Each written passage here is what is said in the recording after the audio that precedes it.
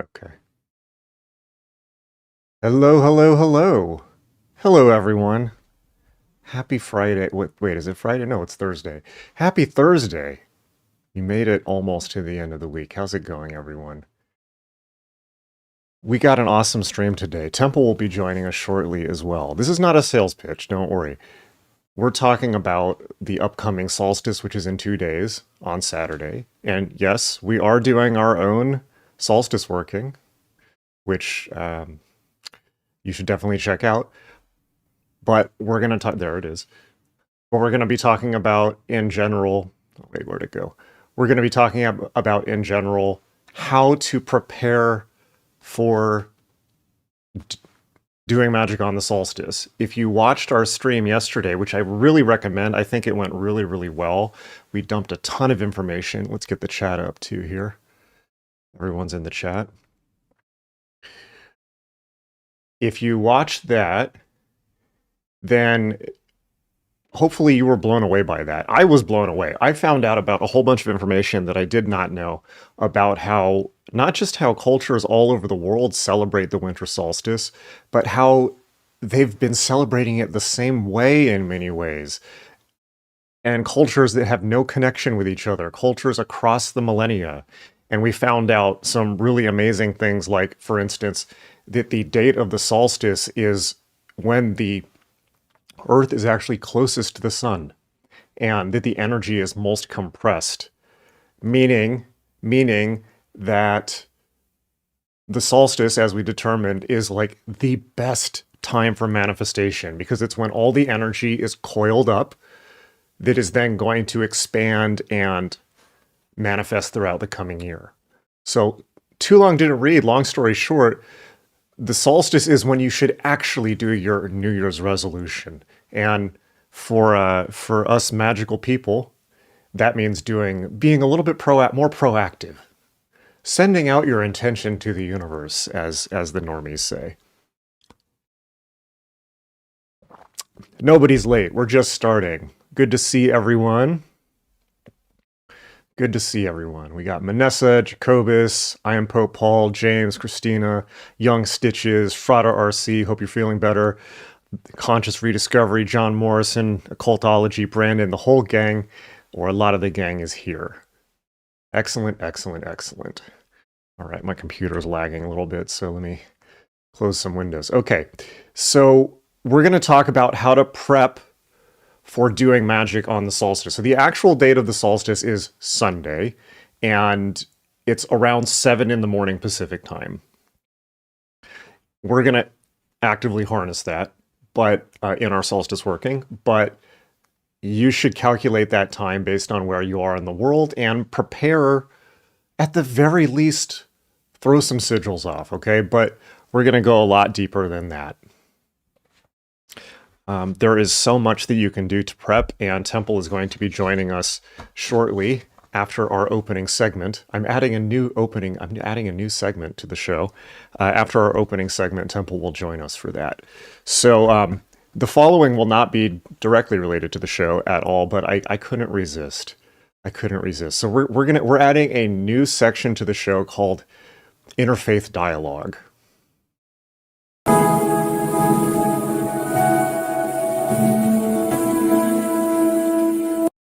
Yes. I have received some criticism that, that I've been too critical about other religions, perhaps, and that so I've decided to take a page out of the Unitarian and Episcopal Church's playbook and start actively engaging in interfaith dialogue with members from other paths, other religions. So I had a great interfaith dialogue today on Twitter with a member of the Muslim faith, and I think it went really well. I think that we learned a lot about each other. We learned a lot about each other. So let's pull it up right now. We got to go through this. Let's see. Come on now. All right. But yeah, if you have any, come on. What is going on? Oh, please don't start with this again. Allah is smiting me. Okay, let's turn the... Oh, wait. Man, buzzkill. Come on, come on, come on. It's right there. OBS is lagging. Okay, what the hell? God damn it. It's coming up. It's coming up. It's coming up. Okay, well, tell you what, let's start talking while that comes up. So, in our stream today, we're not going to be doing a sales pitch. Come on, what is this? Here, let's try this again.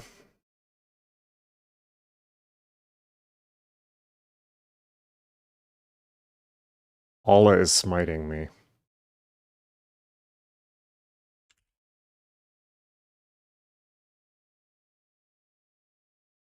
All right, okay, okay, this is promising. This is promising.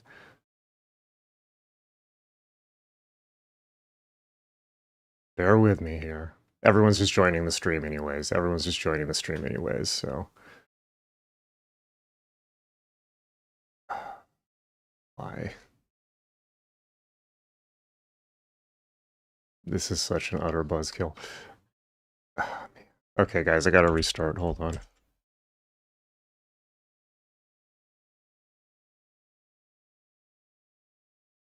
Okay, all right. Yep, it's coming back. It's coming back.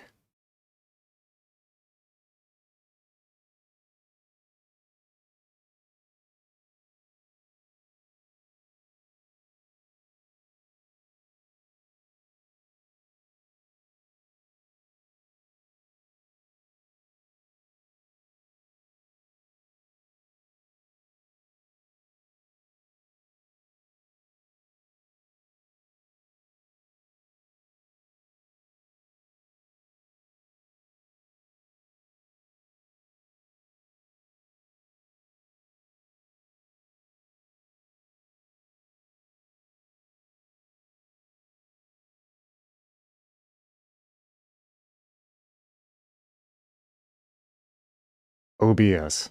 I need a Jamie. I need a Jamie. Let's try that one more time, and we're gonna get it this time.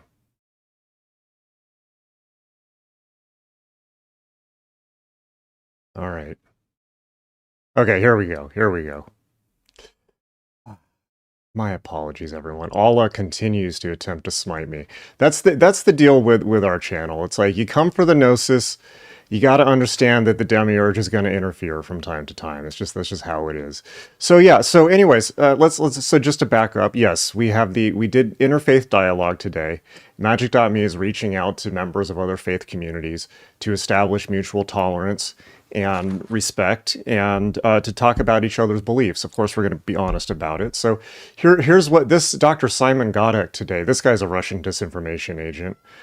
He was, you know, and if you, by the way, if you notice on Twitter, it's like the axis of Twitter evil is like Iran, China, Russia, and their satellite client states are all like recycle talking points.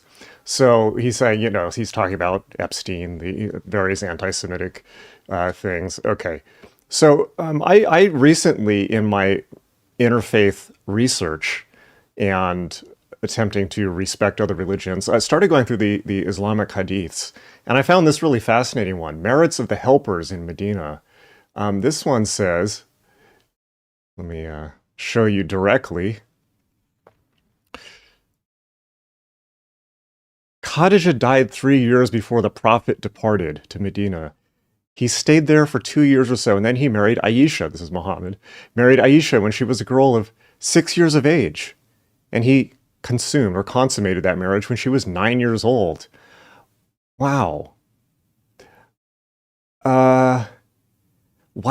If you, somebody says no sound, just restart your YouTube. Wow. So, by the way, this isn't just a fringe. This isn't just a fringe posting here. This is the most respected interpretation of the hadiths in the entire Sunni world. And there you have it. So this is the #1 authoritative sources. The #1 authoritative source on the hadiths. And there you have it. Aisha was married at 6 and consummated at 9. Well, so I decided I wanted to have some interfaith dialogue about this. Pull this over.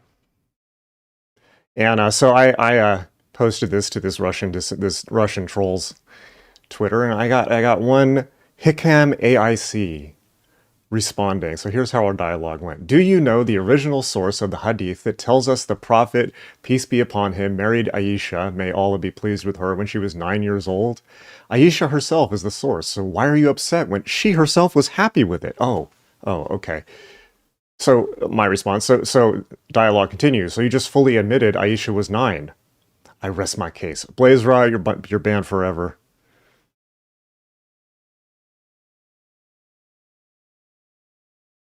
Go away. Okay. So he replies, yes, and we have no issue with that. It's amazing what you find out in interfaith dialogue. Age isn't matter for either gender, as long as the person is biologically mature, capable of marriage both physically and mentally, gives consent without coercion, and has the approval of their parents. So, congrats to them. My interfaith response, so you admit that not only your prophet was a PDF file, but that your religion condones PDFphilia, and you're perfectly fine with that. Serious question? His response, I don't really understand the term PDFphilia, because in your society, many girls have relations before 18, and several states in the US and countries in Europe allow marriage under 18. In Islam, marriage is defined by biological maturity, puberty, at 9, and the girl's consent, not by a fixed age number.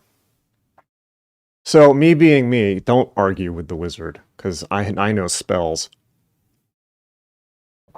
So I just started responding with his own, because I love learning about other religions, you know, and the details. So I started responding with his own clerical sources. Your Shafi madhab, I probably pronounce it wrong. This is literal Islamic jurisprudence. Fathers can marry prepubescent daughters without consent. According to your own jurisprudence, silence equals permission. Aisha was 6. Pointing at child marriage elsewhere doesn't defend PDF-Elia. It admits you know it's indefensible, but deflect anyways. His response. This is completely incorrect. If she says no, the marriage is invalid, and there is no rule that silence equals consent. It's just a saying that reflects shyness. When a girl is asked, she may be embarrassed to respond, but if she refuses, the marriage is entirely invalid. Interfaith dialogue continues. You're lying, says me. Jamiat Tirmidhi and Malik's Muwatta explicitly state, a virgin should not be given in marriage until her permission is sought, and her silence is her permission. That's literally silence equals consent. A 9-year-old cannot consent to a 53-year-old. Stop. His response, silence does not indicate refusal, nor does it imply being forced into marriage. Saying no stops the marriage. Remaining silent indicates consent, often due to shyness or another reason, but refusal is always possible. Awareness and consent are essential in such situations. My response, your hadith, Tirmidhi 1108, Muwatta 28.1.1, her silence is her permission. For a 9-year-old girl with zero autonomy, raised to obey her father in a patriarchal, high-control society, that's not consent. That's coercion with Islamic justification. You're defending child grape. His response. Interfaith dialogue. How can it be grape when she was the one who mentioned the number 9 and never complained about it?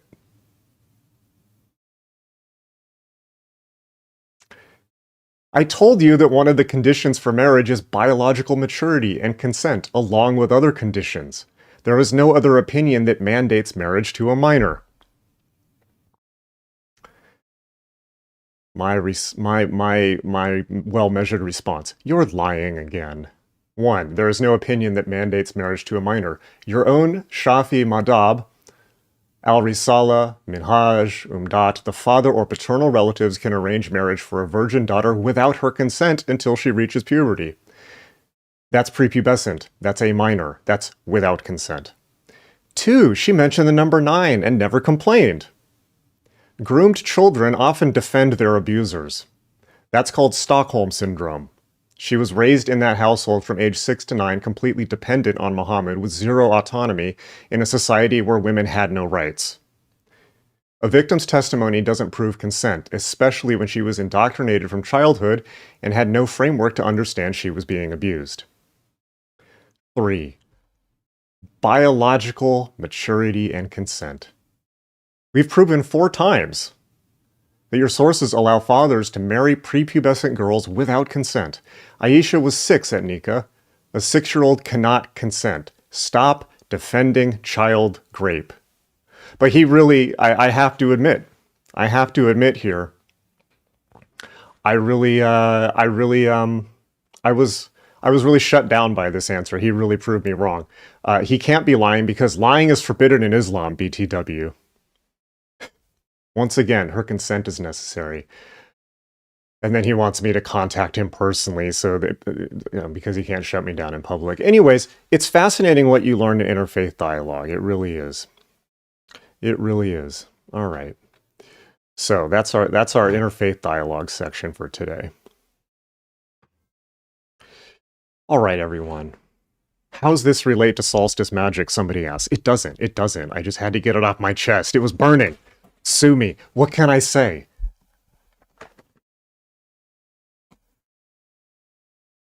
I was working hard on this stream and then I got distracted and Temple was like, "Get back to work. What are you doing?" But I just had to share. All right. Temple's going to join us. We're going to talk about... Hello. Hi. Everyone say hello to Temple. Hi. Hello. Hello. I've been revealing what a horrible Islamophobic bigot I am to the channel. For those of you who are saying you're not going to change his mind, that's not the point. He doesn't really have much of that's one. That's not the point. The point is that a lot of motherfuckers don't understand how these people think. And so I don't think they understand how they think. So that's basically what we're trying to just expose to the people who are unfamiliar with this logic. Because I think there's a lot of head burying under sand because it's uncomfortable. Let your opinions be known. It's deeply uncomfortable, guys. Jason assembled an AI off of a Google Drive that I've given him. That she found, yeah. I think that we still have the Google Drive in the Discord. It's linked in the Discord. Yeah. It's somewhere in the Discord. It's a counterterrorism. I can always repost it if it's like too far back, but it is the most extensive Google Drive on primary Islamic sources that you're going to get, coming from Al-Azhar and other big institutions. But he assembled an AI using this, and it's just rich because a lot of apologists, they are banking on the fact that you know nothing. Yeah, no, it's amazing. It's almost everything that these apologist accounts say is a lie. Almost everything. So yeah, I for those of you who know a little bit of tech or large language models, I assembled a retrieval augmented generation database out of Temple's counterterrorism files. And yeah, so now no one can fuck with me on Twitter anymore. I got a low orbit ion cannon. Someone keeps mentioning Reliance of the Traveler. Yeah, I'm glad that you know about it. A lot of kuffars are just, y'all instantly refer to the hadiths in the Quran like that makes any damn difference whatsoever. Well, I was even quoting the hadiths back to him, the one they use. Well, the way that I take a different angle, which is Reliance of the Traveler, and the reason why I take that angle is because you're allowed to believe whatever religious bullshit you want to believe, that's fine. When it comes to jurisprudence and legislation, that's where I'm going to have obviously an opinion, because this steps outside of religion now. It's legislation. So for those of you who are saying, what's the point of having this conversation? These people vote. They vote. Yeah. 2 and 2. And they're They really vote. loud in the public sphere also, and people take them seriously because they want to be understanding or something. I don't know. Very, very disturbing. Um, Temple looks lovely tonight, doesn't she? Everyone, please compliment her on her excellent makeup. I'm a big fan. I was going for goth vampire. Morticia. Yeah, something like Yeah, that. KS Men's is rocking the Morticia Adams today. Thank you. I'm glad that I was able to achieve that. Natmir says, I'm so happy you guys go live after dealing with NPCs all day, much needed. We're happy to be here for you. We stay home a lot as a result. Yeah, we're hermetically sealed. We freak people out. There's like no overlap in our Venn diagram with the normies. Yes, Strunk says love Temple. Yes, yes, absolutely. I like being here with you guys. I hope that y'all are having a good night. All right, so it's Thursday night. It's December 17th, and the solstice is Saturday. Well, technically it's Sunday morning, but our solstice working starts Saturday. If you're here, though, it means you're a magical, sparkly person and not an NPC. Yeah, Ren says, you absolutely nailed the Morticia look. Thank you. Christina says, lovely as always, Temple, and Raisin Girl says, total smoke show. I agree. Thank you. I'm trying to figure out, like, this, if you're a female, then you understand the struggle, especially if you're a female who likes makeup. I've been trying to figure out a signature look for myself, and I like this eyeshadow combo, so we'll see. I'm glad that it's getting positive reviews. I am Pope Paul. You're right. It's December 18th. What was I thinking? You are totally right. So, if you're here, you're not a normie. You're a sparkly, magical person, and it probably means that you're planning to do something on the longest night of the year. You're better than other people. Just stop playing humble. Just look at that person I was just talking to. All of you are better than that person. Just accept it. I'm giving you permission. It's okay. Like, just listen. You're not like the rest. one of my students said to me, and of course we'll go unnamed, but one of my students said to me something like, I feel like magic is a little bit of an elitist pursuit. And I was like, it is an elitist pursuit. It is. It's not for everybody. It's definitely not for everyone. And it's not meant to be. I just want to comment on that because I've seen this in a panel that I watched a couple of weeks ago, where they were trying to imply that magic is for everybody. No, it's not. No, it's not. I think that magic is really ideal for self-directed people who want to formulate their own type of thing, which can be overwhelming and scary because you realize there's a lot. There's a lot to choose from, so it's not for everybody. You are amongst the elite. Just accept it. Yeah, Raisin Girl says the smoky eye and liner choice is on point AF. Keep her IMO. I agree. I married her. Thank you. And Strunk says I'm female. Mega love the eyebrows. Thank you. I shaved half of them off so I can do all types of shapes with them. So.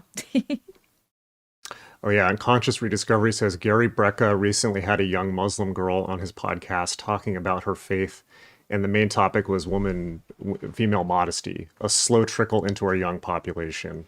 Horrific. Yeah, I mean, we have let's be fair. I mean, our society doesn't offer particularly young people a whole lot, and one of the issues with Islam is a lot of their critiques of us are correct.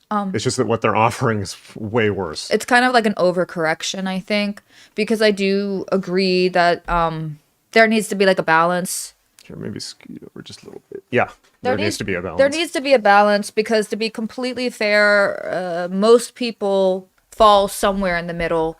They are not being all the way to the left of I'm totally comfortable with being naked and free, but reversely, most people are definitely not Amish either. Right. So, but I think that the left has gone way too far. The Overton window has been pushed into the ocean at this point, and so now it's for some reason Islam is beginning to become appealing. Yeah, no, Engineer says, if freedom scares you, then monotheism might be right for you. Maybe. It's a good sales pitch, yeah. So, all right. So if you're here, it means you're either planning on doing something for the solstice, and if you're not, you will be by the end of the stream, because you really should. And this is really good, because the normies are going to miss it. They're going to miss this opportunity. The solstice will come and go, as we talked about in our last stream, but only if you harness it. will it matter. So tonight, let's make sure that you're actually ready. So whether you're doing solo practice or whether you're joining the work game with the rest of us up here, you only got a day and a half left to sign up. You're going to walk away with a clear plan. Okay, so sound good?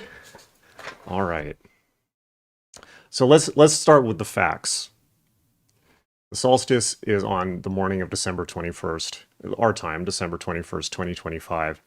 It is about 9 a.m. Give a few minutes. Central Time, a.m. So that's set like 7 a.m. Central Time. Oh, excuse me, 7 a.m. Pacific on Sunday, 10 a.m. Eastern Sunday. As far as the people in Islamic occupied Europe, I don't know. I can't do it off the top of my head. The sun will be entering Capricorn, which is cardinal Earth manifestation energy. It will be the longest night of the year in the Northern Hemisphere. And this is when the sun literally bottoms out and then starts returning. So it is the most compressed, least light day of the year. And that's not symbolic, that's physical, that's astronomy. The solar year actually resets on the solstice, not in a... Wow, Shannon said, I just performed a solstice time travel ritual and it worked. I'm here in doubt. So do you travel back in time from the solstice? Cool. You must have traveled back in time to get our deal, because you missed it on your other timeline. I love listening to time traveler stories, so do share, because I find that so fascinating. Who's to say? I mean, I've seen so much crazy shit in my life. I don't discount anything these days. There was times in my early 20s when I was on, I don't want to say, but I've just learned that sometimes time traveling is not limited to the physical. Obviously. Yeah, it's an interesting outside the circles of time. Yeah, maybe consciousness is not bounded by matter after all. I mean, so every culture that ever paid attention to the sky, which is all of them except ours, marked this. The Norse had Yule, as we talked about yesterday. The Romans had Sol Invictus and Saturnalia and Mithras. The Christians took it for Christmas. The Druids and the Irish built built Stonehenge to track it. Why? Because humans have known for 10,000 years that this moment has power. And it's not woo-woo power, it's precise timing power. You don't plant seeds in winter. You don't harvest in spring. Timing matters. Timing matters. So much of magic, my definition of paganism is really simple. It's accepting. It's not something that you have to believe. It's something you have to remember. It's accepting that you are not separate from nature. No, because you're not. You're just not. Stop and resisting it. This is what people love to pretend otherwise. But when you pretend you're outside of the cycles of nature, and then you turn into what that guy's named, Brian Kohlberger, the guy's trying to live forever. When you pretend to be beyond nature, Brian Johnson, yeah. History shows that it goes poorly. But when you work with nature, you're no longer resisting it's like you're basically surfing it instead of resisting it. So you don't get dragged under by the undertow. Everything, even like the freaking planets, are engaging in cyclical activity. So why shouldn't you? And, it's like, let's just think about the moon and the cycles of the moon. One thing that you can always do is begin a new intention at the new moon and then complete it at the full moon. And whatever you do, don't you dare start your intention at the full moon. I don't know who started that. It's wrong. It's TikTok. That's when you end that shit. Yeah. So, let's just talk about the moon. The moon has enough gravitational pull on the Earth to change the tides dramatically and cause tsunamis at times. You are 70% water. Do you think the cycles of the moon might have an effect on you? No woo needed. Just saying. All right, so here's the problem with modernity, one of the many. Most people do New Year's resolutions on January 1st. This is an arbitrary date. It's just an arbitrary date. There is no cosmic significance whatsoever to January 1st. It's just the calendar rolling over. Do you wonder why everyone's New Year's resolutions fail? They've already missed the date by over a week and a half. So it's partially because people lack discipline. Okay, sure. But will is only part of it. It's also because they're swimming upstream. January 1st is not the natural pivot point of the year. It's arbitrary. December 21st is. December 21st is the natural pivot point of the year. So what does that mean practically? So if you set your big intentions for 2026 on December 21st, at the actual cosmic reset, you're planting at the right time. Those seeds then have the entire dark season to germinate underground before sprouting in spring, growing big and healthy unlike everyone else's. That's how it works in nature, and that's how it works in magic. Wouldn't you agree? Yes, I would agree. I think that when especially if you go to the Solstice Working, when I give you the intro into what this actually is, when we do an even deeper dive on it, that should become apparent. That when we talk about the harvest, it's like that's like a metaphor for your magic and for Yeah, whatever it is that you're right. trying to do. Right, the planting and harvest of your intentions. Yes, yes, and I think that it's also about because we're leaving the fall. So there are lots of things that die naturally in that transition between fall and winter. And that's very important because, as you know, dead things are phenomenal for planting things. So, Yes, they are. so Everything think goes about into the like compost. energy and think about energy, guys.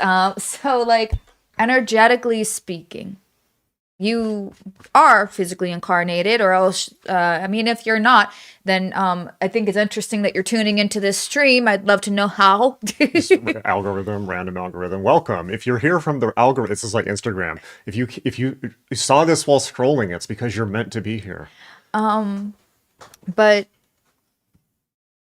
I lost my train of thought. But yeah, energetically, okay, I remember what I was going to say now. So energetically speaking, you are a physically incarnated being, which means, like it or not, you have a finite amount of energy that you can use each day. One thing that I kind of wish that humans had was like a little battery monitor so we could see like how much energy we're running on each day so we would know exactly when to fucking stop Yeah. and recharge. And same too, like I think a lot of us tend to be over ambitious and we have all these ideas, and although that's really good, I think learning which seeds to cultivate is very important, because otherwise your energy is going to be dispersed and you're going to be chasing like a million and one things. So what we're going to be zeroing in on is just like one or two things, because you can achieve all the things that you want, but you have to work within the frame that you're given. So yeah, I would say it's definitely about, I agree, it's about knowing which seeds to germinate, knowing what you need to stop giving energy to, just cut it off. So that way, when spring comes around, you can begin to see the tiny buddings of some of the ideas that you've had. And then once we get to spring, we actually reassess, because spring is the equinox. So that's about balance.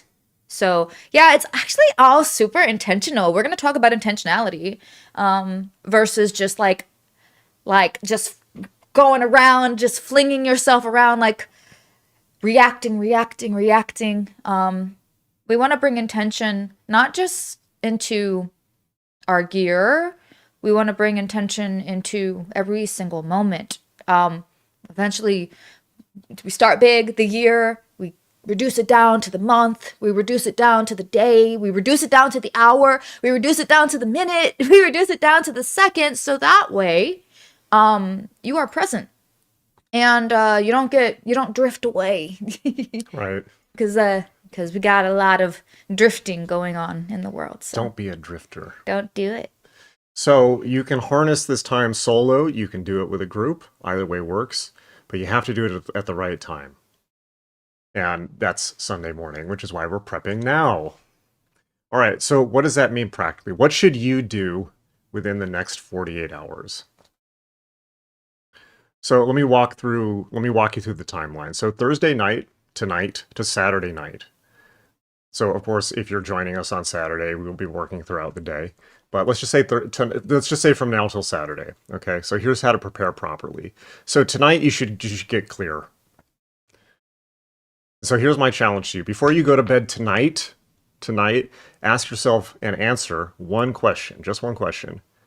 What is the one thing that if it changed in 2026 in your life, something you actually have power over, not don't wish for world peace or something like that, because it ain't going to happen, but what's the one thing that if it changed for you in 2026 would transform everything else? Like the cornerstone, the linchpin. Not 5 things, not your whole vision board, one thing.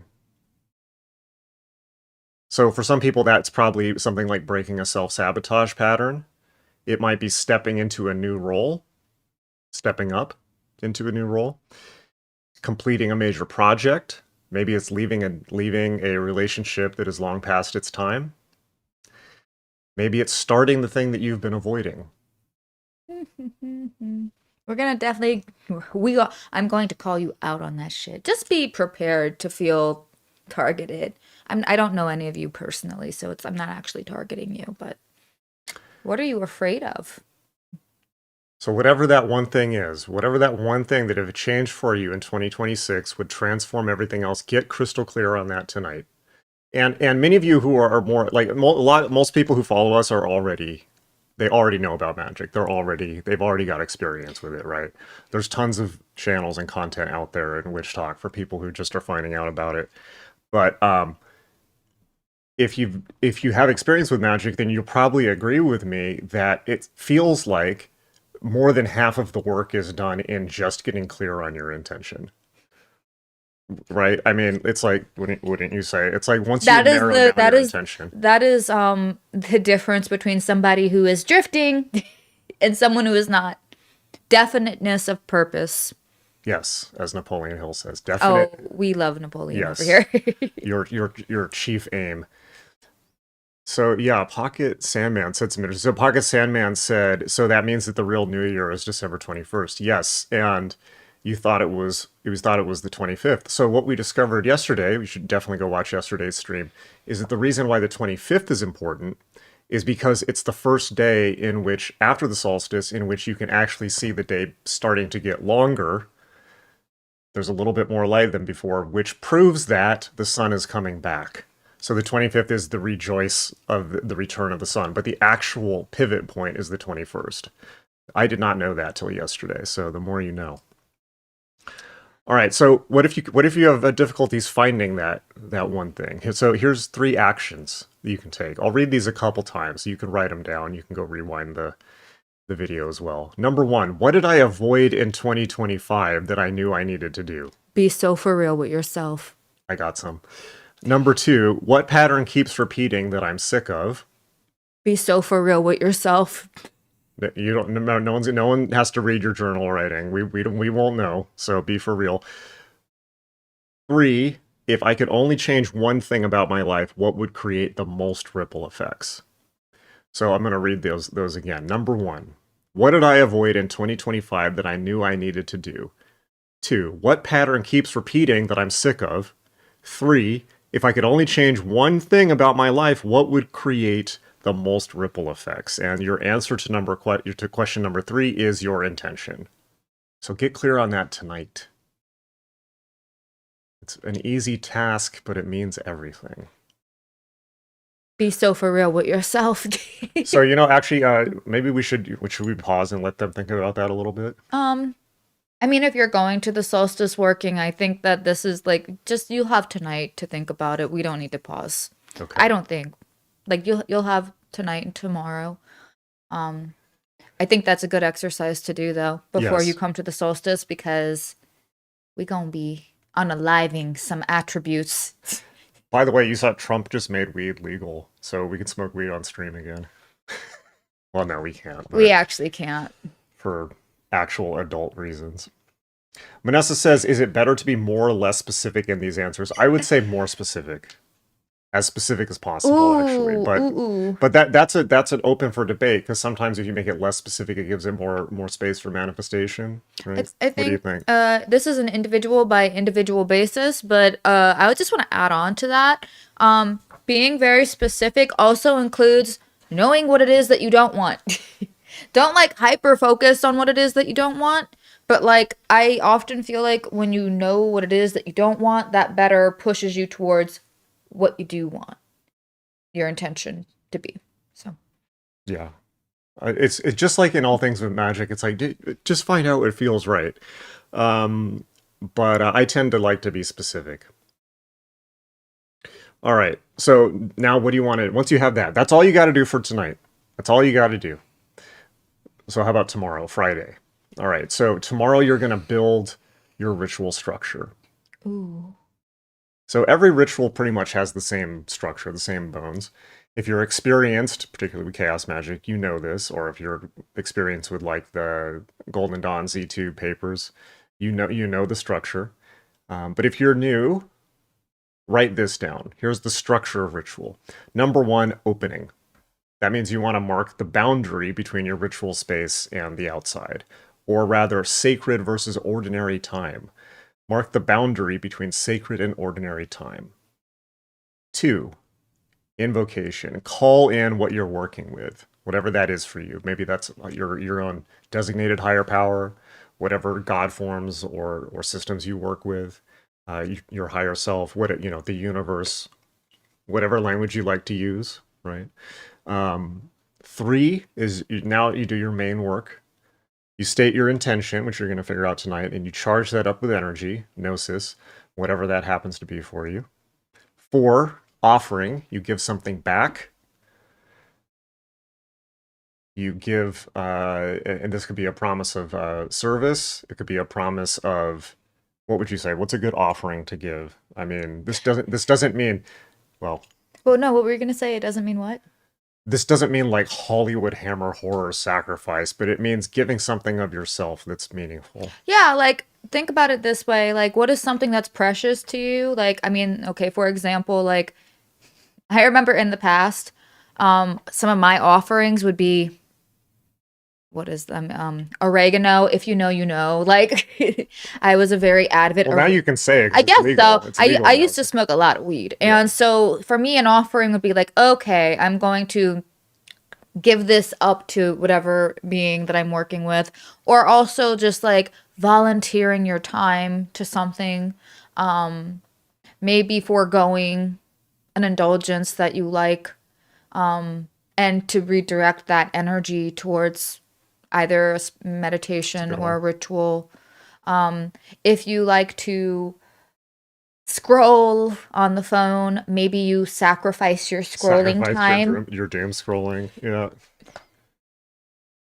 So that's the offering, and then the five, of course, is closing. So you seal it up and return to normal consciousness. And importantly, you leave your magician self there, so you don't get ego inflation. So that's the skeleton, and every tradition fills that out differently, but the structure is pretty much universal. All right, so then in terms of the specifics, like how you open, what you invoke, how you raise energy, not the skeleton, but the specifics, that's of course where traditions diverge. And we've got people who work with all different traditions here, and we welcome them all. So obviously, like Golden Dawn, people do it one way, Thelema people do it another way, Wiccan people do it another way, Chaos magicians do it another way, Buddhist practitioners do it another way, and on and on and on. Norse practitioners do it a completely different way. So if you're in the are working on Saturday, uh, we're going to be walking you through a specific tech that we've refined for, or well, I refined for over 30 years, right? And if you're going solo, you won't have that, but you can fill those 5 steps in with whatever works for you from your practice. If you don't have a practice yet, this might not be the night to wing it. The solstice has a lot of energy. You need to know how to hold it. Would you agree? I mean, or Um, at least be comfortable with what you're doing. Probably this isn't the time to just try to completely do like a long pentagram ritual that you've never done before or something. Well, you're talking about Saturday, Sunday, like what we're doing with them, or No, are you no, no. just If saying they're in if they're general? doing Like if they're solo just starting, working, if they're if you're doing doing solo like working, solo working and like you're do what's like, comfortable. I mean, I feel like almost all of you are intermediate at this point. So, this is probably not going to be for you, but like if you're like a brand new practitioner, just like do something light, like just meditate. Yeah, that can be fine. Or setting an intention, journaling an intention or speaking out an intention.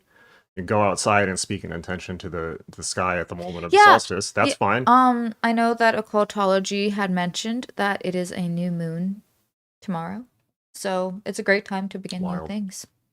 Super darkness. Is that always the case of the solstice? No, no, I don't So think it's like so. an ultra dark solstice, man. No wonder everything's so dark and cold. Even more energy to harvest. I have things to say about that, but we'll continue forward. Wait, what? The symbolism of darkness, but I don't know if that's like something that we'll be addressing later. We So, can talk about it. so one of the things, one of the questions that keep popping up, I noticed, is do I actually have to be in your hemisphere in order to practice this because it's not winter where I'm at? Um, when we talk about these practices, and we're using language that relates to nature, at least as far as how I'm intending to use it, but what I actually think might be truly the case if you really think about it, it's metaphorical, right? So darkness, what does darkness represent? What does the moon represent?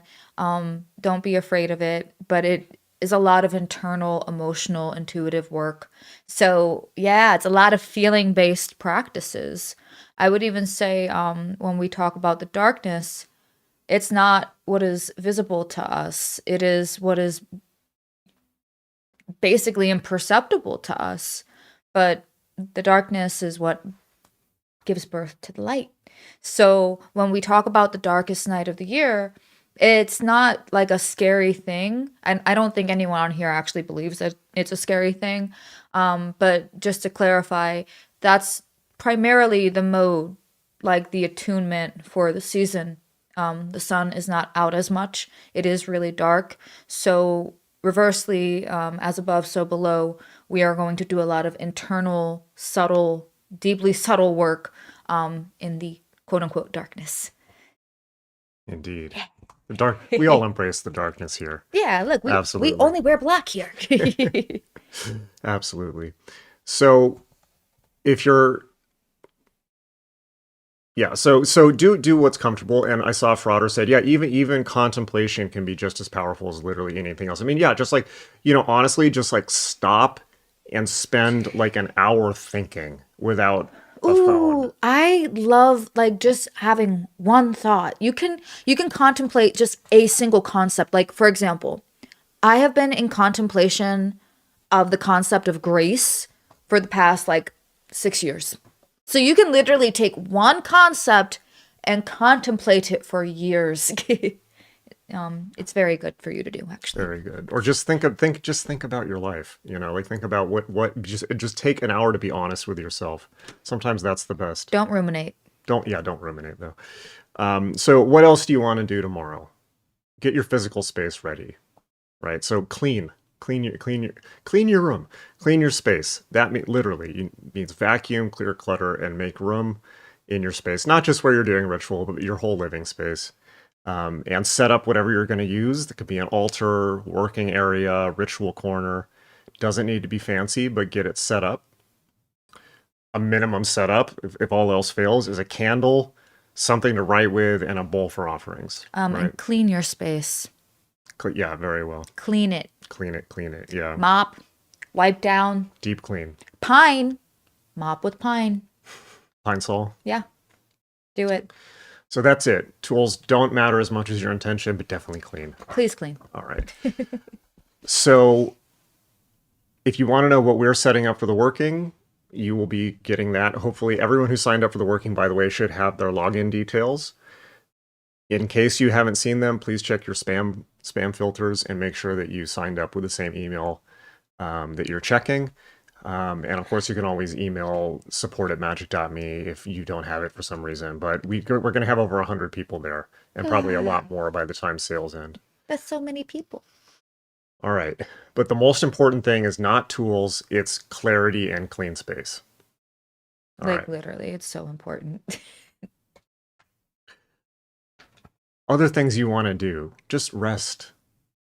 Rest. You don't need to do any magic leading up to this. You can sleep in, you can have a light breakfast. You can't sleep in if you're joining us on Saturday, but probably want to avoid alcohol, drugs, intoxicants, heavy food. You don't have to go crazy, but you want to be clear, right? And you know what that is for you. This is not, as I touched on, this is not the time to cram in some more research or learn new techniques. You want to be empty, right? You want to empty yourself rather than load up your mind with new stuff. You're right. So you're either going to be ready or you're not. Um, yeah, yeah. You're not going to learn new stuff in between now and the solstice. So rest, prepare, and if you're not ready, well, that's why you might want to join a guided working instead of flying solo. It'll be worth it. Also, somebody asked on here, I just want to point this out because this is just an excellent opportunity to say this. What are some good sources to better understand the wheel of the year or magician's year structure with the solstices and equinoxes? If you are taking this, I made worksheets to explain that as clearly as I could, as like plainly as I could. Yeah. So if you are doing like if you signed up for that, you're getting that worksheet, and I literally did my best to just distill the basic essence of what it is that we are doing. Not just for winter, not just for spring, but like literally every point. There's 8 points in the year, and each point has an intention and a goal and an energy signature. So, yeah, If you're signed up, you'll be getting that tomorrow. Yeah. Temple did a great job on it. So, Saturday night, if you're not joining us, you want to spend some time meditating after sunset. That's when you would do your solo ritual, where you would start. You want to do your opening. You want to call in whatever you're working with, elements, deities, higher self, cosmos, whatever. State your intention clearly, the one you're defining tonight. Raise energy, however you do that, breath, sound, movement, visualization. And then you pour that energy into your intention. Then you seal it, you make an offering, and then you close. Then you ground, eat something, journal, and go to bed. So you can do that Saturday night, or even better, do it Sunday morning at the actual moment. Now, the reason I said potentially Saturday, actually, forget that I said Saturday night. You want to do this Sunday morning. Everyone's in different time zones, but as close to 9 a.m. Sunday morning Pacific as you can get. Manessa asks, is making art a tool for setting intention? Yes, it is. oh yeah, art is like art is phenomenal for magic. It just is. It just is. I feel like whatever it is that you want to create, you can. I feel like it's like art just makes it happen way faster. So that's a general outline. And that tricky parts though is knowing when to do each step, how to raise energy without frying yourself, how to seal it so it doesn't leak, how to ground afterwards so you're not wired for 3 days. We're going to walk you through all this stuff in the Solstice Working. If you're experienced, you probably know how to do that. If you're not, well, trial and error can be harsh, so you probably want to join us. If you're practiced, if you're advanced, you know that working in groups is way more powerful. And as I pointed out yesterday, we're going to be doing a global ritual with at least 100 people all over the planet all at once. That's going to be wild. We're going to be creating a morphic field, and we will be holding the structure for all of you so you can go deep. It just works better when you're with a group. All right, and you will be pulled along by the group energy. Okay, so do we want to talk about the kind of the framework of the magician's year? Or we could just go straight into Q&A. I would say, Well, one thing I want to reiterate, because I'm noticing some of the questions. Yeah. This is just like a design. It's like when he says you should go to bed and try to wake up at 9. Like that is a suggestion, but it is not a dogma. Yeah, if you miss it, don't just do it anyways. Don't worry about it making it perfect. Some of you guys have been asking, well, can I stay up all night? Yeah. I mean, at the end of the day, we are not telling you what you should or should not do. We are just giving our opinions on what we think might work The best. main thing we're doing is reminding you to do something. All right, let's do questions. Live intentionally.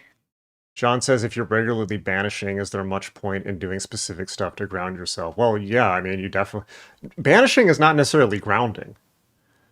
You know, if you're up high mental, if you're focusing just on the astral, banishing is not necessarily grounding. It No. can be, right? But you probably want to do some yoga Yeah. and get in touch with the physical world.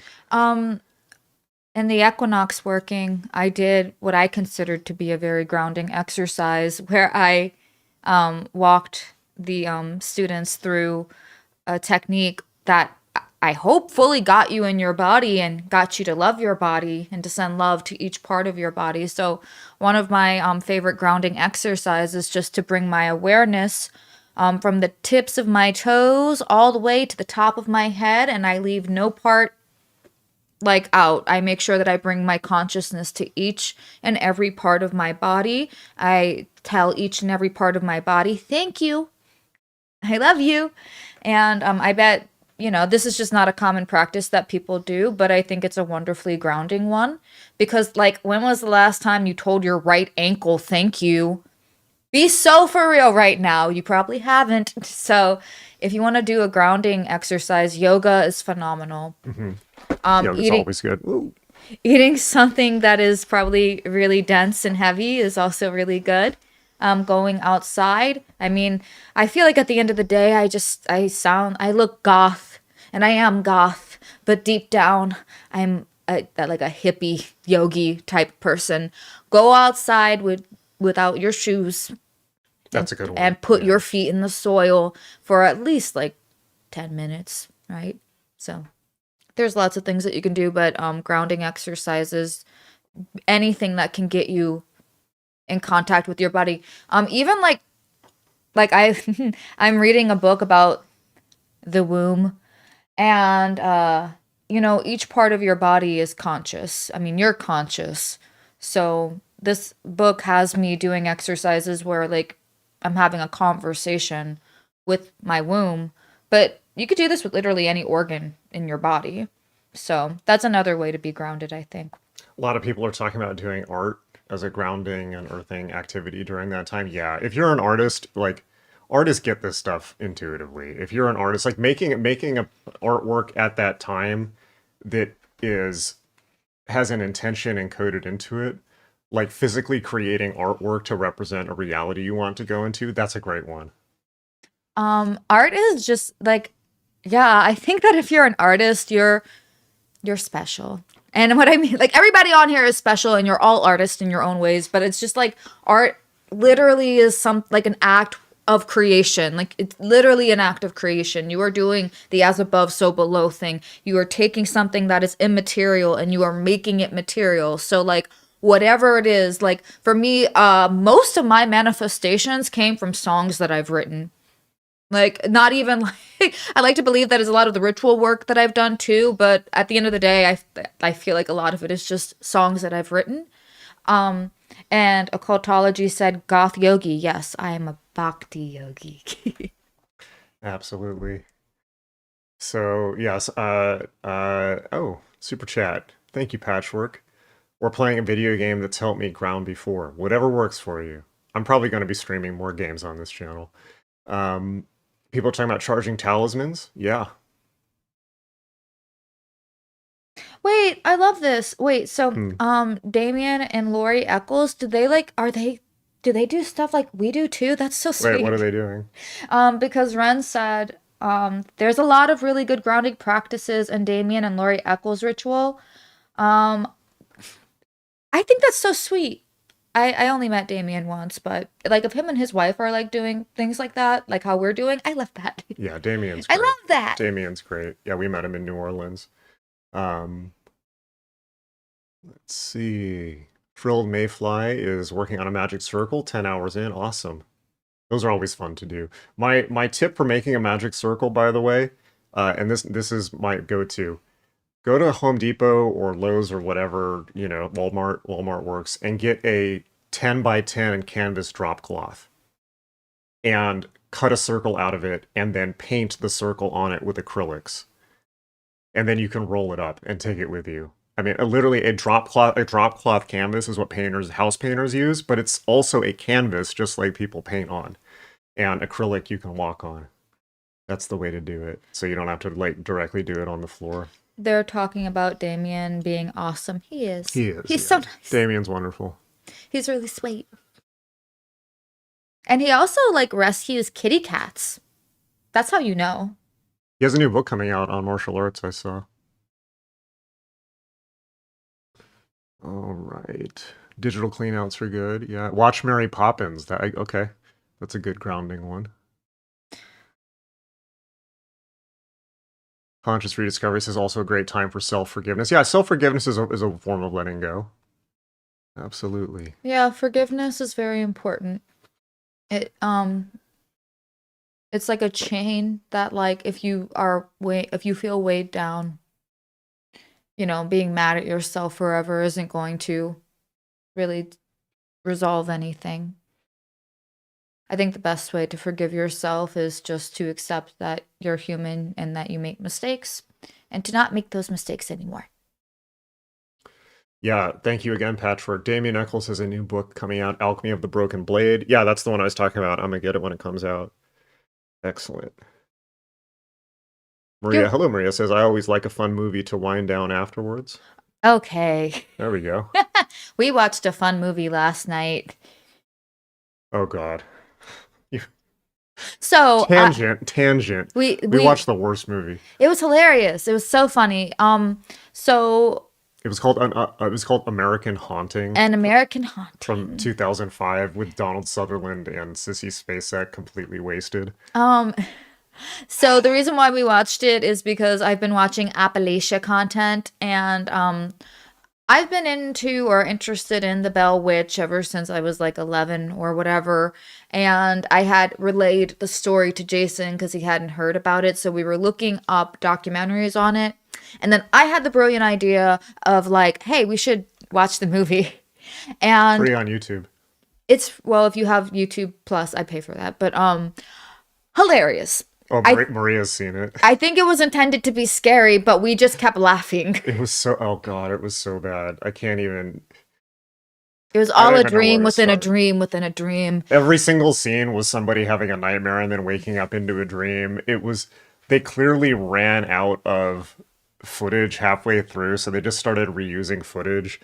There's a part where, like, they were so low budget that there's a part where the ghost pulls the covers off a girl and it's super scary. So later on, they just ran it backwards and had it tuck her in as a new ghost move. It was actually just hysterical. It was really funny. It was hysterical. My conclusion is that the director was one of those directors that just had to have it his way and he fired anybody who disagreed because literally the plot didn't make any sense. It didn't make sense. And also it was very they used the characters' names and like the location and like the basic outline of the story, but they added a bunch of other shit that just like did not happen and it was a mess. Occultology says I feel that way about The Conjuring. I can't stop. Well, The Conjuring's pretty good actually. I think I saw that in the theater. This was not. This was so bad.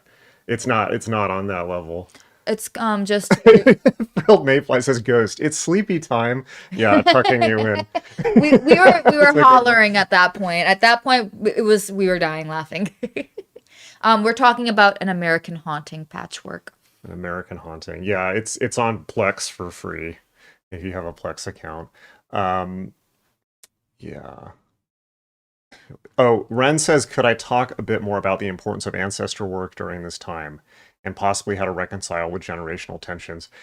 Generational tensions I can't help you with, unfortunately, but in terms of ancestor work, I'm going to be reading the Tibetan Bardo, which I'm actually trained to do. I'm not just pulling this out of my ass. I've been trained by Enigma lineage to read the Bardo Thodol. So I'm going to be doing that on Saturday as part of the death part of the Death and Rebirth ritual. So if you're coming to the working, as I know you are, you bring the names of past ancestors or family members you would like to release, and we will do that in the Bardo. So that is that's my response to that. I think like another aspect to this as well, which we won't be doing in the solstice. I think that's the majority of like ancestral work that we'll be doing for this. Is just understanding that your physical body comes from a lineage that is bigger than you. And that should be really motivating, because sometimes we get so zoomed in on the ego that we feel smaller than what we actually are. And you can really pull a lot of energy from like great great great uncles. You have a lot of strength in your bloodline, evidence because you're here. Evolution, existence, time. There's lots of family lineages that have died out, I guess is what I'm trying to say. So to be alive now is... Yours hasn't. Also, somebody said on here earlier that we're in 2012. If so, good. That means I'm 18 again. 2012. Oh, awesome. That means I'm 18. Woo! A lot of drugs in New York. Patchwork, thank you. Are we working with any deities? And if so, which ones? I don't think we're working. Well, we're doing tarot path workings. We're working with the tarot, but we're doing the Bardo, but we're not doing specific deity work. Nothing specific, no. But yeah, I mean, like the two big missing things in Western magic are ancestor work and connection to place, like connection to land. And I'm sure endless doctoral dissertations could be written about why that is, but that's... Oh, I like this. Maria says you can also draw from simultaneous lives, aka past lives. Yeah, no, that's a good comment. Yeah. There's simultaneous lives. There's more than one way to understand the word ancestor. Yeah. For you're a multiple instead of sequential incarnator. I see. Very good. Any other questions? Let's see. People talking about asperging with aspergeme with rue and hyssop. That's a good one. Hyssop bath's always a good one. Maybe you can feel this one. Pagan Boy Yap says, what are some good sources to better understand? I already answered this answered question, this one. yeah. Okay. And Chaos Moon shares some good astrology. Both the moon and the sun are in Sagittarius. Sun, of course, moves to Capricorn on the 22nd, but the moon moves to Capricorn as well on the 21st. Pretty cool. I'll be so for real with you. Like, astrology talk often just goes over my head. Well, Capricorn is the goat, and it's the ambition of climbing a mountain, right? So... it's a good time to plant new ambitions. Wait, somebody said something fucking hilarious about the Hat Man. I think this is it. The first spirit, I thought this was really funny. The first spirit I ever saw that I remember was the Hat Man.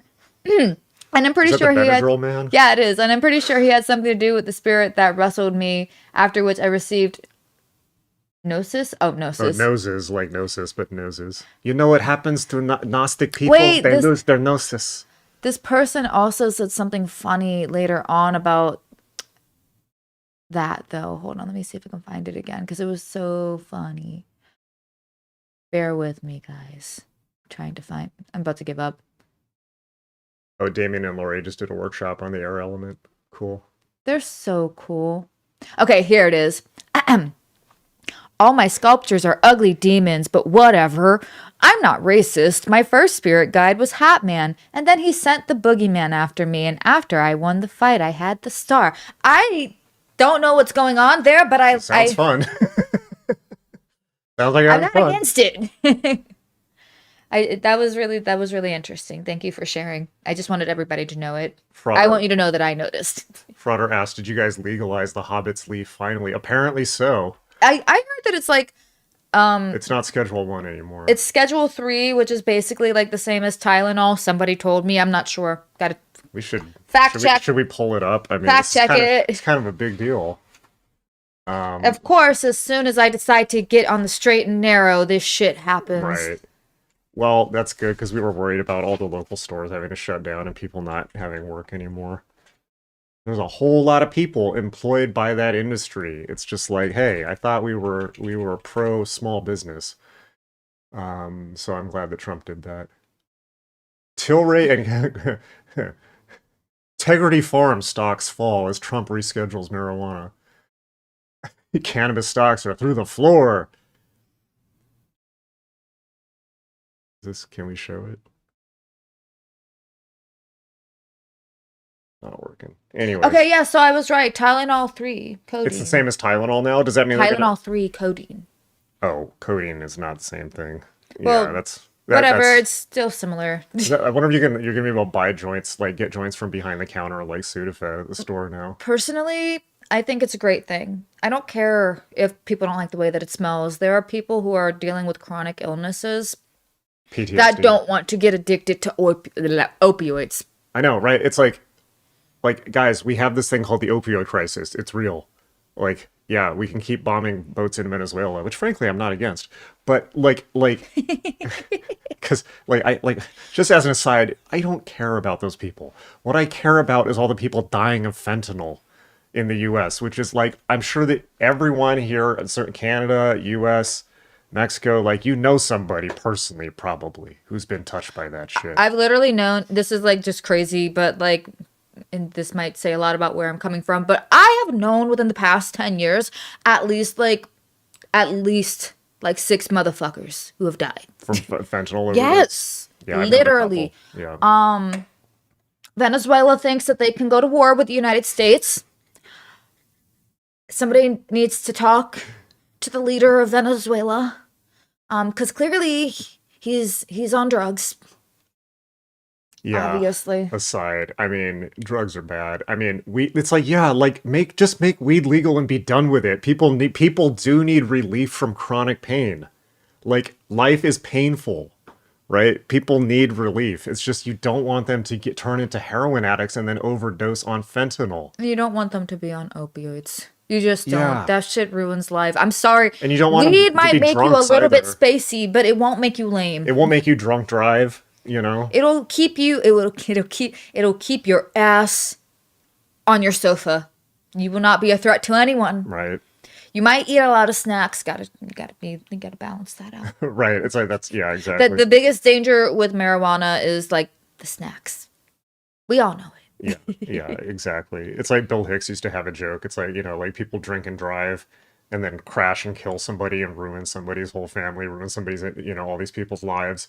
But it's like driving on weed is like you just sit in the driveway for like an hour until you realize that you haven't left the driveway. I've had a friend. I remember when I was 18 and I started smoking. I was in the car with my friend and we were both high and we were like stuck at a stop sign for at least like 5 minutes. And I think like if you smoke weed with a bunch of people, this inevitably you have this experience. I feel like this is a universal weed experience. Somebody said like people do not like opioids on this chat. I agree. Last week I got my tooth removed. They gave me some opioids and I took all of them, but I was so nervous. I was like, oh my God, I hope this is not the beginning of the end for me. It is for a lot of people. I mean, that's the classic pattern. People get prescribed OxyContin or something like that, and then they get just enough to get addicted, then they run out, then they're addicted. And particularly it's been devastated whole towns for the last couple decades in the US, where particularly all the older people get prescribed it, then they sell it to the younger people. Pretty soon people with habits just go to heroin because it's cheaper, and then they get hit with the fentanyl all of a sudden, and then that's that. It's like a cold opium war that has been waged on, I think, the working class in America. Billions of dollars have been earned on the suffering of other people. The Sackler family. And I think that like, some people do have bad experiences with marijuana. Sorry. There's a lot of people who need it though. Yeah. And a lot of people tend to do fine with it. So just don't go for the edibles. Like if you don't want a bad time. Edibles. That's what I go for. I don't like the edibles. I get like the 2,000 milligram edible. I love the process of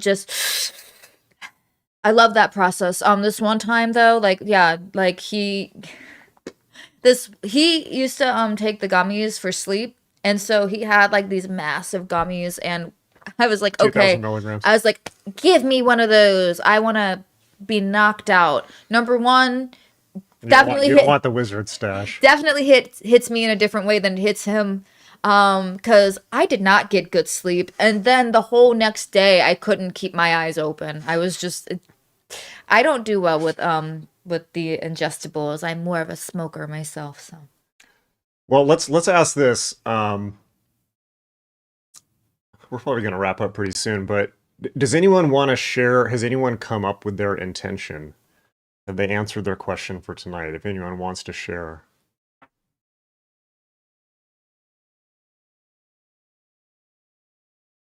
Hotboxing in the car was a weekend thrill for me back in the day. Yeah. That was me too. That was me late teens, early 20s for sure. I used to be like, guys, we're going in a time machine.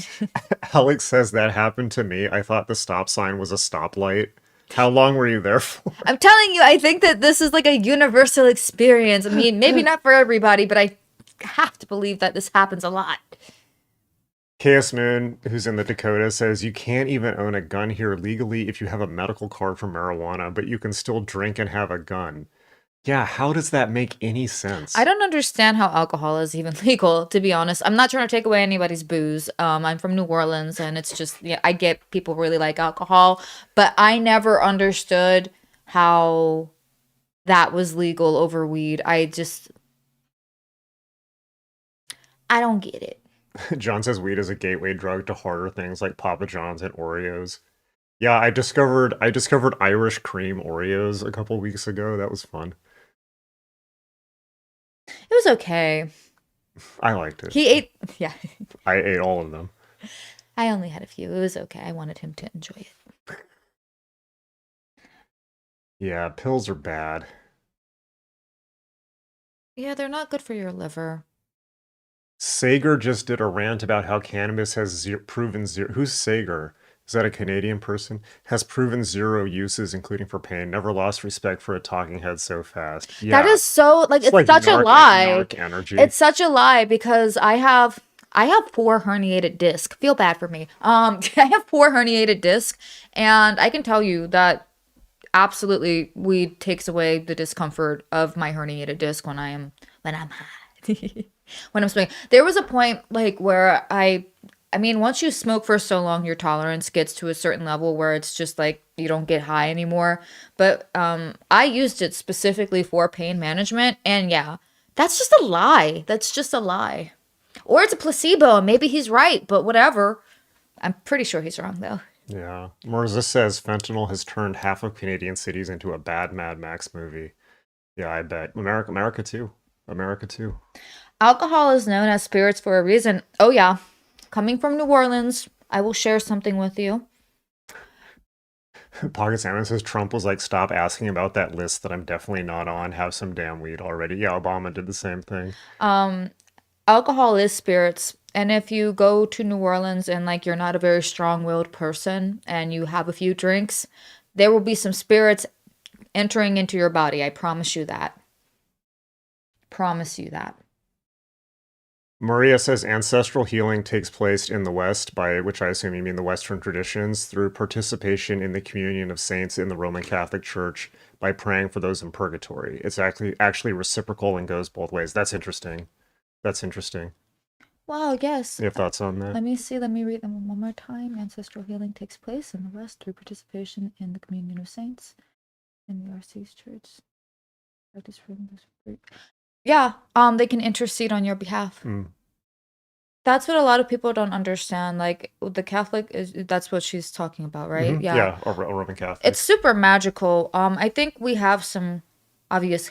Listen, we are Magic Me. I'm pretty sure that the Catholic Church does not approve of some of the activities that we get in. Well, the evangelicals definitely don't. So, but I'm New Orleans Catholic. That's like a different breed. So, I definitely have a lot of respect for that tradition, and I think that a lot of it is like very like if you were raised Catholic and you want to practice magic, it just kind of makes sense, like it's a natural transition.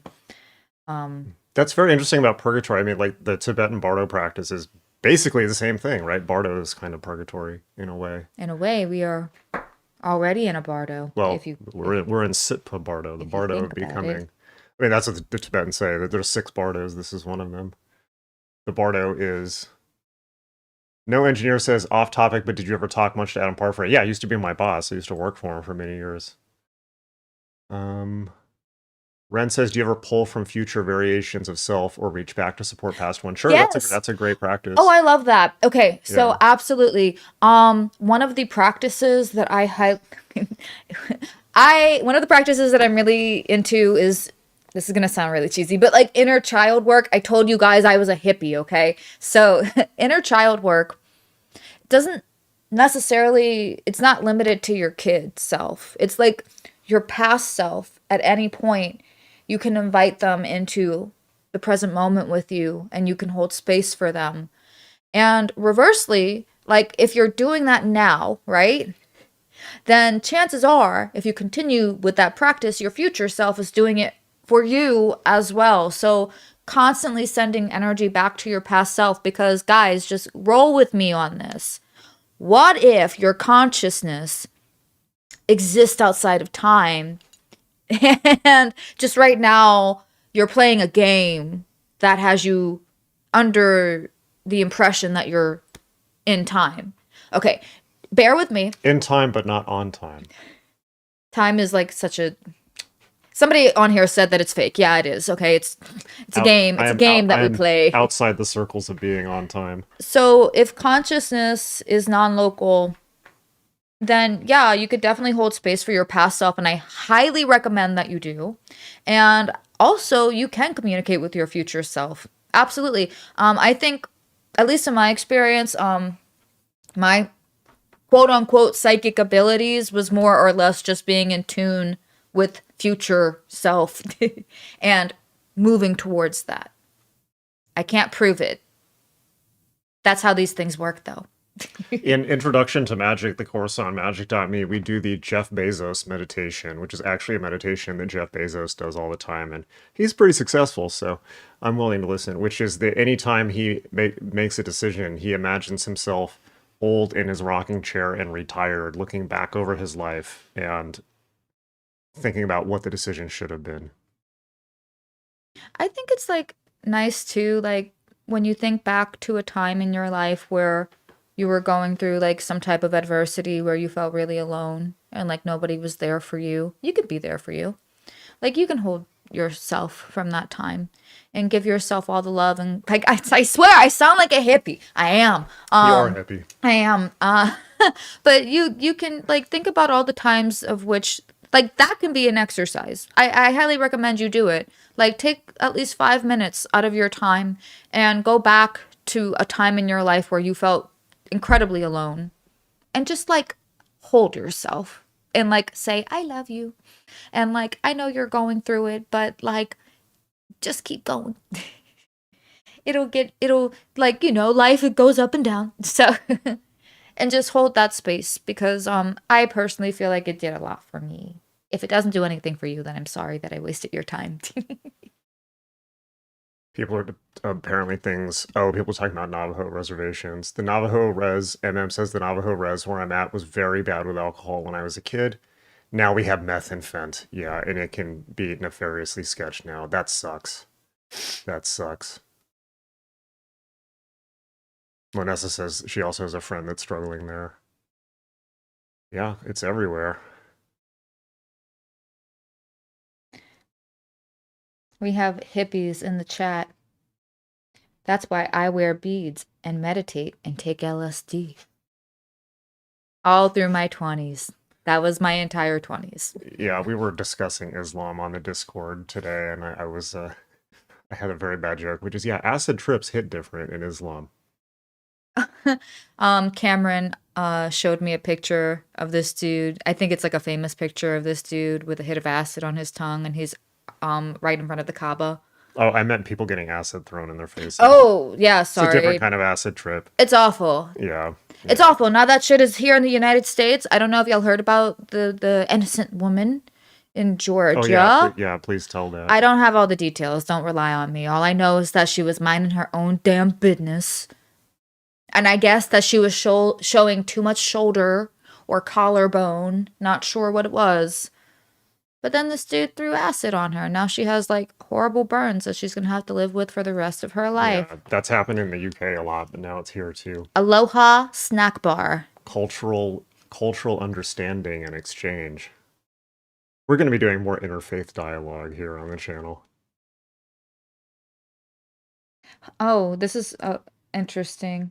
Halal You got gummies? Ren got mushroom gummies that had a halal label.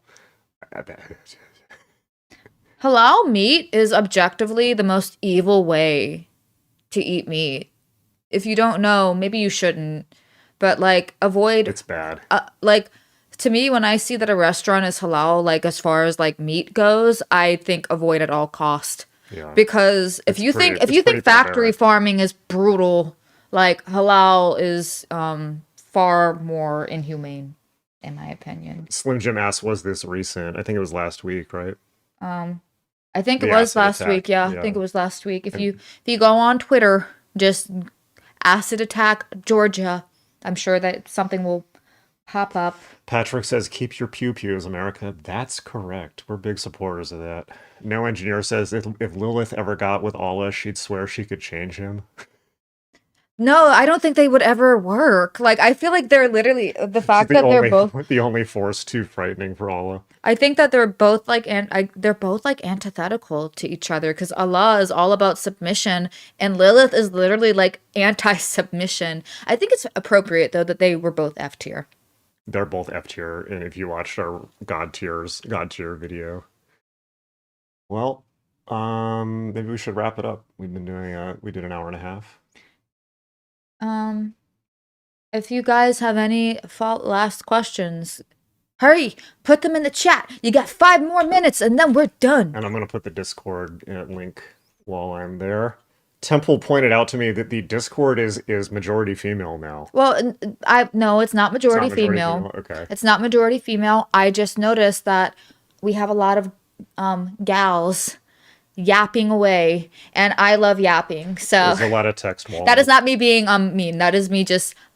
I am a yapper. There's a lot. I am a yapper. There's a lot of text walling. So I'm happy about it. If you like to yap, we will hear you out. I take this as a great compliment that I can provide that space. So yeah, and some of you, not anyone, I'm not like some of you might be watching, lost your damn mind over me saying that circles.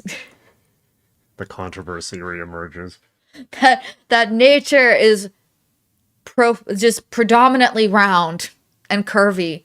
Y'all lost your damn mind over that. You need to like, okay, here's some work that you need to do. If you find that the statement that nature is relatively curvy is triggering you, here's how you know if you are sufficiently spiritually developed. I'm not even kidding. Your reactivity. Look at that. Because if you're triggered over a basic sentence, by the way, it's just noises coming out of my mouth, observing what I'm seeing in front of me.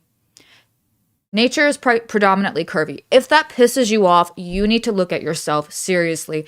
And if the statement that the feminine principle is equal to the masculine principle, if you make that into like a culture war thing, you need to like literally, you need to do more feminine work, actually. Go within. Yeah. People saying nature kind of thick. Nature is thick. Joker says Allah just means God above all gods. Actually, at least if you read Aleister Crowley, Kabbalistically, God is Aleph Lamed, or excuse me, Allah is Aleph Lamed Lamed Aleph, which means God and not God put together. And then Frater Akkad came up with Allah, which is God, not God, God. But yeah, Allah is actually the negation of God into nothingness, if you look at it, at least if you go by Crowley. Interesting. Also interesting when you consider the city of LA. LA is God spelled backwards in Hebrew. And it sure acts like it too. I really like this comment. They clearly haven't been pondering their orbs enough. Yeah. Ponder that orb. Maria says lock Alla and Lilith in a room together. And then Ren says let them fight it out down there. No more boxes. It's just I wasn't anticipating that me talking about squares and circles was gonna cause this much tension. Lord. Yeah, don't be a square. Don't be a square. Big square is taking over the narrative, says the Desert Dweller. All right. Any last questions? Any last questions? Women are more drawn to tarot, Wicca, and astrology, where men are more prone to ritualistic structure and the power that would come from self-governance. Yeah. Uh What do you when think of that? when I talk about the feminine and the masculine, if that triggers you, that is a personal problem. We are talking about patterns, underlying patterns. These are just words that we use to describe those patterns. So when we talk about the feminine, it would make sense that they would be more drawn to intuitive practices like tarot, or because tarot is iconography, like it's pictures, so you're intuiting meaning from that. Wicca is more earth-based, so it's a lot more, I guess, fluid. And astrology is also, it's social, so it's a lot more communicative. Women are like literally like circles, okay? Like, let me give you an example. Point A, point B, we're going on a journey through the feminine lens. It's gonna be like, okay, we're gonna go up here and then go down here, and we're gonna take a side note over here and then come back up, down, over, spinning, and eventually we'll get to point B. The masculine energy is a lot more direct. A, B, psh. That's the difference. That is that. So that would make sense why masculine beings tend to prefer more structured systems versus more woo systems, I guess. Both are valid, though. Pagan Boy Yaps asked, do you think it's possible to do scientific research on Golden Dawn rituals? Yeah, of course. I mean, in terms of consciousness change, brain change, yeah, of course. I mean, one of the things we do at Magick.me is we have people work with neurofeedback, at least in meditation, so they can actually see what their brain is doing instead of fooling themselves. And of course, the only thing, like honestly, the only difficulty with doing Golden Dawn rituals is just keeping the electrodes connected to your head and keeping connectivity while you're moving around, because they can be, depending on the device you're using, they can be notoriously finicky. But other than that minor hurdle, yeah, why not? Why not? Um, Patchwork. If someone is that triggered by a sentence, they got some depolarization work to do. Um, yeah, I saw today Illuminati Congo made a post. Illuminati Congo is one of my favorite rappers. He's a Kemetic rapper. Well, I don't know if he's Kemetic actually. I think he has a lot of Kemetic influences, but I actually think he's an Orthodox Yeah, he's Christian. more, he's on his own I think vibe. he's something else. He's more new agey, But shamanic. he made, I'm gonna fuck this up, but he said, if you say Father God, the feminists are pissed off. If you say Mother Earth, then like, the religioso are pissed off. But it's almost as if God cannot be defined by either feminine or masculine, but is a blend of both. Yes, these poles exist. It's one pole. It's okay. Like, you're not gonna die. It's like each side of the pole has its purpose. Yeah. Not what, like, this side is not better than this side. Same pole. Don't be bringing the culture wars into the divine eternity. Yeah, it's just like inappropriate. Like, you're really limiting the divine when you do that. This is a good question. Joker asked, why is it called New Age? Now, other people may know more about this, but my understanding is the term New Age was coined by Alice Bailey, who was a post-theosophist, who's actually quite sinister if you look her up. She was very into using a kind of post-proto, or not proto, but post kind of theosophical Christian mishmash as a front for spreading world socialism. And she, I believe, coined the term New Age as a way to do that. But of course, it echoes Crowley's earlier New Aeon, which is a much more specific and also astrologically precise concept. But that's my understanding of what the New Age is. In terms of the Age of Aquarius, yeah, the Age of Aquarius corresponds in some ways. I think it corresponds.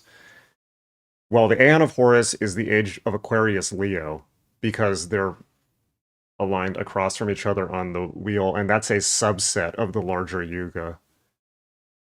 But That's my understanding where the phrase New Age came from. Of course, New Age does not mean thelema. It does not mean the deeper It concepts. means communism. It means communism. It means like we're all one, bro. Put communism in the We're all water. one, bro. So can I stay on your couch for just 2 weeks? But when I say 2 weeks, I actually mean 3 months. Is it okay? We're all one, bro. We should do a deep dive on Alice Bailey at some point. That would be interesting. Because I think that she is a overlooked and surprisingly sinister figure. Ooh, the rapper's name is Illuminati Congo. I will put it in the chat. He is my favorite. He is by far the best rapper of the century, in my opinion. I am Pope Paul says, I thought New Age was a more far out version of New Thought. Maybe there was just like a lot of new stuff. But I think that New Age is very different from New Thought in that it's all about it's very theosophical. Like New Age, if you really want to take 5 steps back, the New Age is just theosophy when it got out into the broader public. The obvious predecessor of the New Age is theosophy and all that stuff about ascended masters, and then Alice Bailey had the rays and all of that. So it's way more like airbrushed woo land. I am Pope Paul. I lived in Sedona for a few years. Got me over any interest in the New Age. Yeah, if you are a massage therapist long enough, you'll begin to become disenchanted as well. MM says Alice Bailey influenced some of the original UN, and there's also a racist eugenics aspect to their writings. Sinister New World Order. So theosophy I think gets unfairly accused of racism because they were talking about root races, which is not the same as races as people understand them. It's basically different ages of humanity. But Alice Bailey there has a group called the Lucis Trust, which I believe is related to Lucifer, which means something different. It means the star Venus the planet Venus in 19th century in theosophical writing. But there is a Lucis Trust meditation room in the United Nations. Lord. And they've been pretty shitty of late, so... Pope Paul, you went to massage therapy school in Sedona? I mean, honestly, I don't know. Did you see a lot of airbrushed dolphin paintings? I don't like... A part of me... Okay, I'm having mixed feelings on this because, like, a part of me feels like that means that you got really good instruction, but then another part of me is like, who were your classmates? I don't know. I have mixed feelings about that. A part of me absolutely loves that for you, and another part of me is like, oh God. I am going to do an Alice Bailey deep dive. That would be interesting. I'm trying to assemble I have almost 500 gigabytes of occult books that I'm assembling, and I'm going to get more and more and more. So if anyone knows any great stashes of occult PDFs, please let me know. Let me tell you that the Christian conspiracy theorists online in the Red Pill, they absolutely use and refer to her. Alice Bailey. Yeah. Oh yeah. All the time. See, you can't listen to the shit they say. I am Pope Paul. Yeah, it was an awesome experience. Yeah. Okay. So that's what I'm saying. Like, I feel like it probably was amazing, but also like, there's only so much of it that you can do. But I feel like that was probably awesome. You probably spoke to some aliens. Let's be so for real right now. I got my massage training at the Kali Institute. That sounds really fucking cool. Like, honestly, like, I feel like New Mexico and California, just saying, like, when it comes to body work, I think it's probably top tier. I'm from New Orleans, so I got okay body work. I like my teachers. They were from New Mexico. MM says they love dolphins in Sedona. There's a group that channels dolphin energy there, lol. No dolphins belong in Arizona. A part of me wants to give birth with dolphins. Apparently it's really good for your baby, but they stopped doing that. Texas, but... Yeah, no, it was something that like used to be done in Hawaii. I don't know if they still do it, but it was Maria done. Said Hawaii. Yeah. You're responding to that.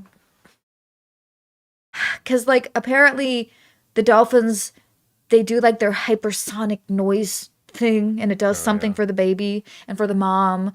We're not gonna do that, but like if we could, then I think it'd be cool as shit. Be like, yeah, you were born with a bunch of dolphins. The craziest dolphin story I ever heard was Timothy Wiley, who I met at least once. Jen was really good friends with Timothy Wiley from the Process Church, and you can see this. There was a Hamilton Morris episode where he went to New Mexico to interview Timothy Wiley, and Timothy Wiley was just like the most like just you just have to once you see this guy, you know where he's coming from. But Timothy Wiley is the guy that told Jen and Jackie that ketamine doesn't get good until the 100th time you do it. Don't do that. Everyone who's done that has gone completely insane. But he said he got really into, when he was over ketamine, he got really into PCP. Again, don't do this at home. And he was telling Hamilton Morris that when he was on PCP and talking to dolphins, he realized that the dolphins use sand dollars on the bottom of the ocean as almost like digital recording devices, where they would send echoes into the sand dollars and then it would store the information of what they were saying, and that other dolphins could then come and read that information almost like an optical disc. And I'm like, you know what? Like, it sounds plausible. I'm not going to do the PCP to verify the experiment. No, thank you. But No. there you go. Thank you for whoever made the sacrifice. I do have a couple of questions, because I'm curious.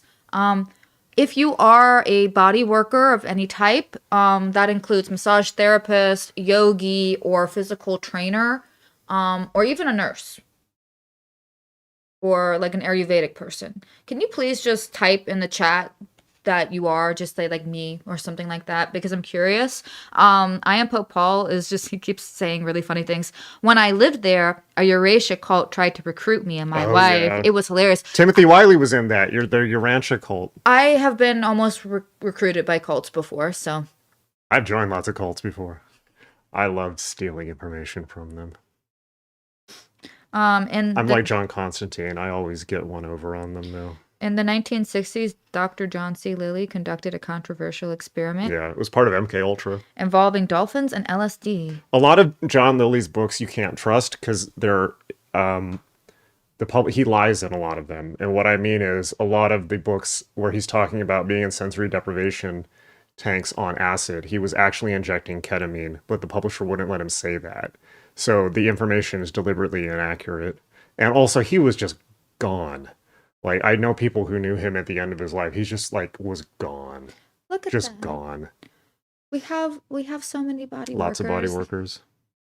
This is how I know that y'all a birth are better. doula, that's super cool. Yeah, that counts. Birth doulas. That definitely counts. Birth and death doulas count. I would say like body work is not limited to massage therapy. So if you are in the touching and helping people industry is probably a better way to say it. I feel like being a birth doula is so magical. Yeah, so magical. We sure. need more. Or death doulas. Death doulas are also super necessary. That's like really, really intense. Oh, I would also acupuncture counts. I would also argue, yeah, acupuncture, hospice work. I feel like body work is it's a pretty wide umbrella term when I'm saying that. Let's see. Any good cult recommendations? No. Don't do it. Don't do it. Do you like having your will usurped? Cults are irrelevant in the age of the internet. They really are. Well, for those of you who have given your life to service to your community, thank you. That's very nice of you to do. Like, the premise of a cult is that they know something that other people don't, right? Don't we all? It's like, yeah, we have this thing called the internet, right? It's like, come on. I'm just thinking of Twin Flames universe again. Oh god. How? Oh, I put that video. I put that video back up. The Twin Flame, the retarded dolphin, a New Age dolphin video, Twin Flames universe. How? I don't understand it. I guess I do. There are people who really want love and they'll do anything to find it. But like, I guess, and also just suspend better judgment. It's their karma, so who am I to say? Well, I'll spoil cults for you real quick. You know what cults are? They're adult children who want to continue being children, who want a parent at the age of like 58. That's what cults are. Objectively. And the cult followers are, and people talk about cult leaders, the cult followers are worse. They're the ones that create it and prop it up. So that's cults for you. Part of the reason why we're better than other people is because Or adults. we want you to make your own damn decisions. Yeah, we don't care. We don't have. We don't care what you do. This is why I keep asserting, like, for example, with the solstice, what we are offering is a design, not a dogma. We are not the mediators of truth. We are just kind of here to remind you, like, this is your creation, man. You have the power. And we're just here to remind you that wherever your energy flows, that's where the creation goes. Yeah. And people who want to be coddled won't resonate with that because we understand that life throws a lot of like curveballs and it can be really challenging. We're here to help you learn how to like go through that gracefully if you can. And but we're not here to hold your hand. We're not here to make you feel better. If that's what you're looking for, then why are you here? We're not here for that. That's not what we're doing. We offer tools and guidance. We offer, information and structure. We and, offer and community, right? But it's like online, so I like whatever. the community too. I love that the community is growing, and I just love that we have so many like people on the Discord that for one are like funny as hell. That's the other thing. If you're going to be a part of the Magic Me Discord community, you have to have a sense of humor. Like you have to be actually funny. So that's me saying everybody on our Discord is objectively hilarious. I'm going to go out on a limb, by the way, and say that cult followers are worse than cult leaders because it wouldn't be possible. Every Tom, Dick, and Harry thinks that they can tell other people what to do. It wouldn't be possible without the followers. And a lot of these cult leaders may start off sincere, but their egos are weak. And so they fall for they also become infantilized by their followers because now their followers meet all their needs for them, even in an abusive context. So it takes two to tango. And so I'm not of the type that says, "Oh, you were in a cult, you're a victim." It's like, no, like that's a mutual abusive situation. You're a creator of your own, like you resonated with that, like you allowed for that to happen. I do want to read this one comment. Okay, I saw some of your twin flame episode. There's more to it than most give credit to. There's an aspect in Buddhism where a Buddha splits into something like the twin flame model. Yes, I can agree to that. And I think the main thing that we were actually focusing on were the leaders of that particular group, and they were not I don't think that their intentions were good, even spiritual. They were just criminals, basically. Yeah, I feel like, and again, it's kind of like what he just said, like the people who go to that group, are they resonating with it? Are they submitting to it? Are they allowing it to happen? Yes. And we're allowed to say that's fucking stupid. It's dumb. Yeah. We're allowed to call it out. Somebody asked if you have to pay to be on the Discord. No, it's free. It's free. Discord's free. Yeah. The Discord has a memes channel. It has a pets channel. It has a philosophy channel. It now has a tabletop games channel, role playing and board games and video games. We have a Nope channel where you will That's see. Where I hang out. Yeah.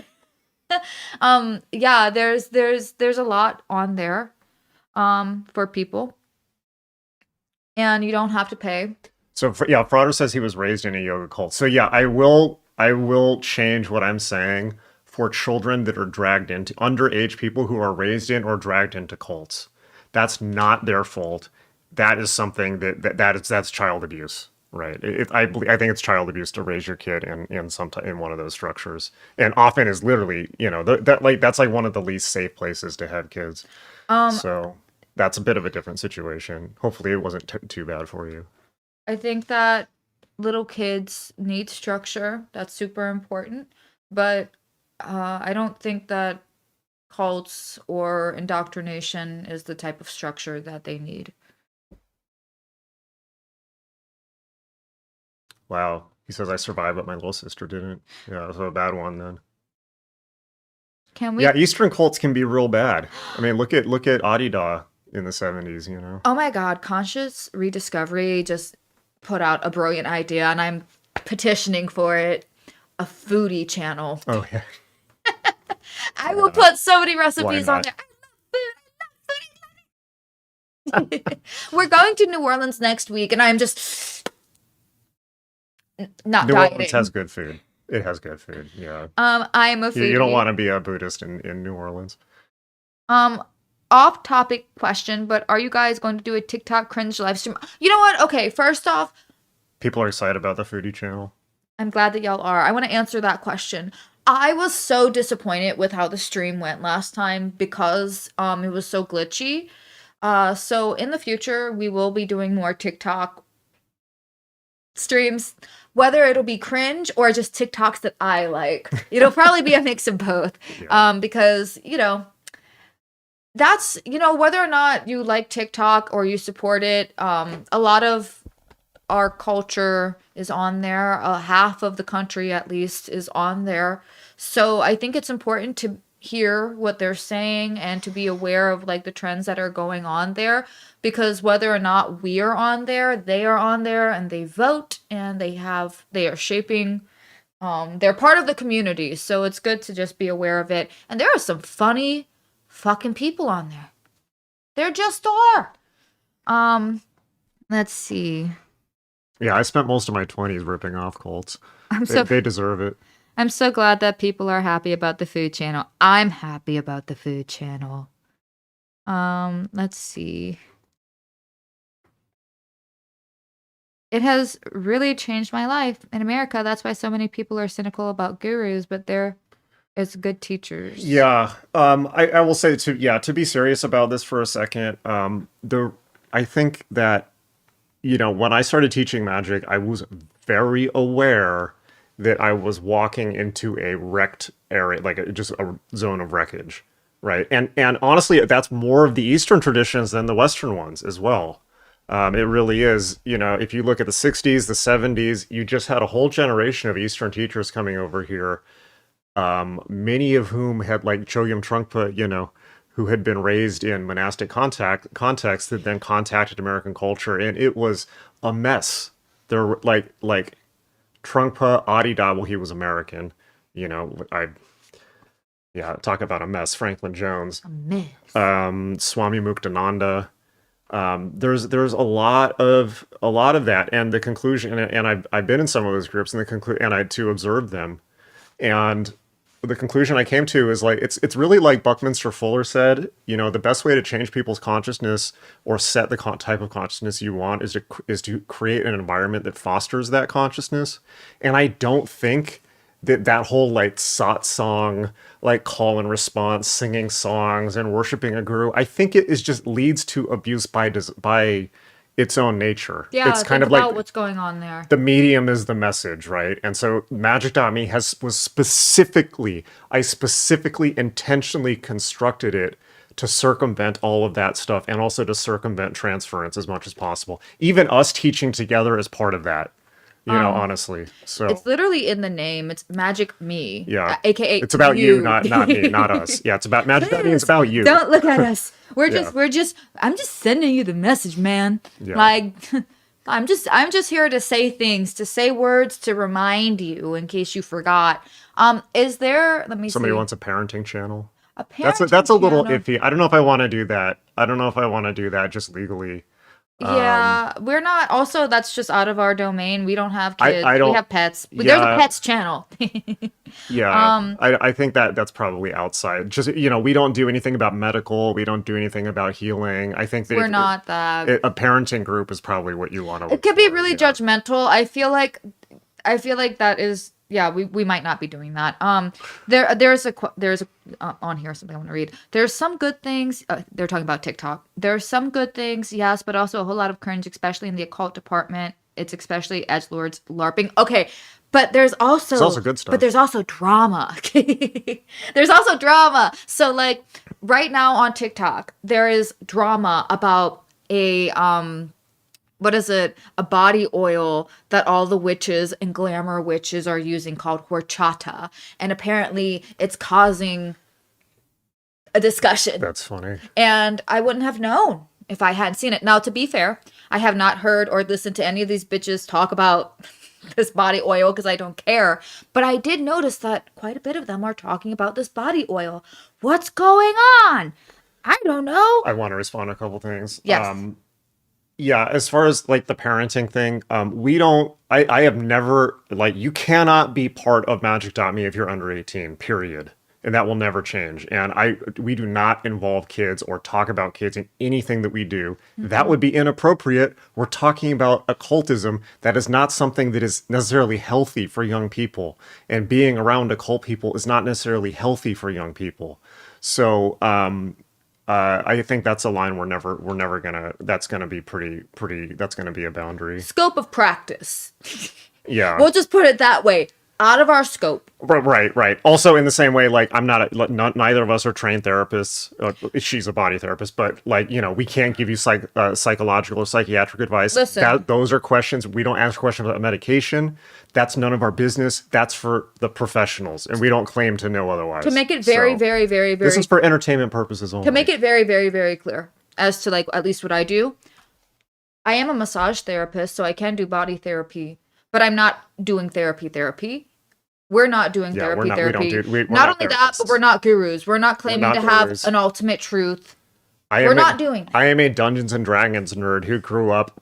I'm the Wiccan guy from the food court with a Magic the Gathering deck, okay, and the bow staff. Consider us as guides that have been on the path. We're just as good as you are. He's been on it forever.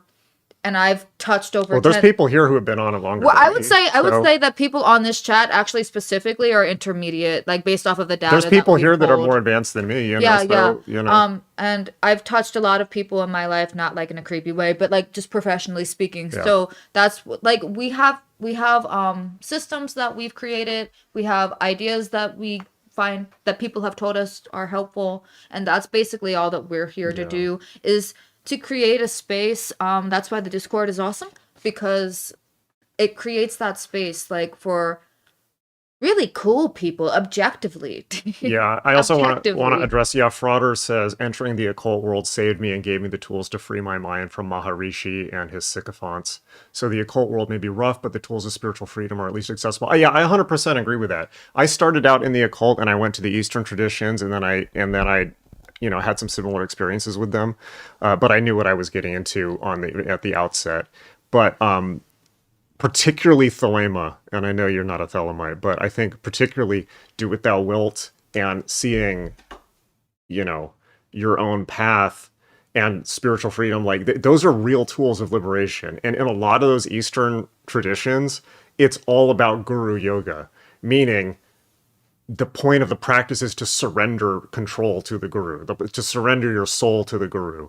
And that is not something that certainly is that Western people are wired for. Let's put it that way. And it's also, that's another reason why I teach through the Western traditions. I could just as easily be teaching Kriya Yoga or the Eastern stuff or Tantra or Buddhism or any of these things, because I have a ton of experience in that stuff and I work it into what I teach.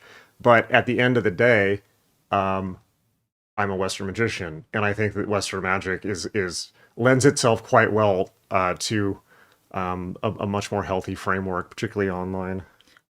And it can liberate people, but not through the intermediary effort of somebody else, through their own effort. Yeah, you have to do the work. Understandable. It's more, how do you manage occult interest while having kids is why I've asked. Like separating the space, etc., if that makes sense. You want to answer that? Read it again. Understandable. It's more, how do you manage occult interest while having kids is why I've asked. Like separating the spaces, etc., if that makes sense. I'm not qualified to answer that question. I feel like that is also an individual by individual case, because you could have one child or you could have 6 children. We don't actually know what space you're working with. What I will say as far as occult interest goes, like you can cut out at least 10 minutes a day to just sit still and have your spine erect and to meditate. Wake up early. Make it work, or stay up late and make it work. I don't think that you have to sacrifice your spiritual growth or seeking just because you have children. I think that is part of your path, actually, is because you've taken on the householder position and taking care of kids. That's also part of your spiritual development and growth. And part of that is the challenge of balancing that, of like having these worldly duties and making that into your prayer. Somebody said it before, but I'll say it again. Consider everything that you do as an act of devotion, as an act of prayer. Everything. And you'll. I personally think that that's part of the goal of spiritual practice. Yeah. But I'm a bhakti, like I said, so that's kind of how I orient myself. I do think in general that just as a general rule of thumb, and not even just about magic, just I don't think that people should push their beliefs on their kids. I think that Joker, you have a misperception of the Western system altogether. He said, "I'm conflicted about Western magic. It seems very egotistical." That's You're not actually perceiving the actual you're tradition. not doing the practices Yeah, either. I If don't you're know. I saying don't know. It's hard to know what egotistical. people when they say Western magic, what they're thinking of. But in terms of the actual Western path, no, quite the opposite. Yeah, because if you're doing the practices that we're talking about, it's I would have a hard time understanding how you came to that conclusion. Yeah. Because we're going to be talking about two different things. Like, Christina, mhm. oh no, you can go. I was just saying, Christina says you're only a magician when you're doing magic. I completely agree, and I tell people this all the time. Nyx is here. Nyx, we're happy to have you here. Welcome to the. We're actually about. We gotta walk the dogs. We're about to head out, Nyx, but at least we got to say Hello. But yeah, guys, if you took anything at all from this stream, listen to Illuminati Congo. He's great. And answer your question for tonight, which is what is the one thing that if you did in 2026 would have the most ripple effect on your life, would most change your life? So, and if you want more information, you can rewind on that. Well, what practices? Well, we're not going to sit here and list every single practice for you, Joker, but you don't get to say that the Western esoteric tradition is just Crowley and also these Crowley, others. Who are these others? That's just one person. Like Crowley is too big of a topic to get into right now, but people have knee-jerk reactions with Crowley. I am Pope Paul says they might be talking about Thelema Bros as opposed to the. Well, we don't even know if they're talking about Thelema, so. I get like if we're talking about But that's like true of Eastern stuff too. It's like people are jackasses. it's true of any system at the end of the day. You're gonna have ego wherever you There's go. tons of fucking jackasses in the Eastern tradition. Believe me, I've met many of them. They can be people, particularly Buddhists, can be insufferable. Like I remember going to a meditation thing and this Redditor dude, going on and on about what level Buddhist he is and what level the Dalai Lama is and how he's a higher level Buddhist than the Dalai Lama. I'm like, this is what people accuse Western magicians of doing, and it's like even worse here.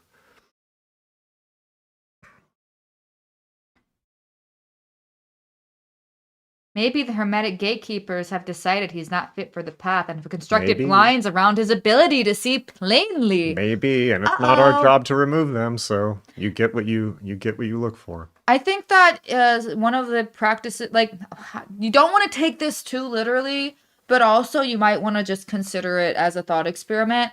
What you see in a system or what you see in an external whatever, is half of it is to do with you because you're the one perceiving it. And you have to consider that limitation, that like the things that you're seeing are the things that you're perceiving. It is possible that there's a lot that you're not perceiving. In fact, that's actually more likely what's going on. And so if you haven't fully engaged with a system and to condemn it or have a judgment about it right away, I'm not saying whether or not that's right or wrong. What I am saying is that whatever judgment you're making on it is halfly or in part coming from you. So if you're seeing a lot of ego, if you want to understand the Western tradition, you have to do the reading. You have to get off the internet, do the reading and actual books. Go read the Equinox 1 through 10 and read the AA student reading list given in the Equinox. And then make your then then you'll have a much better grounding in it, and then you can decide. So, but you have to do the work. This isn't a proselytizing thing. It's not a religion. It's a very hard path.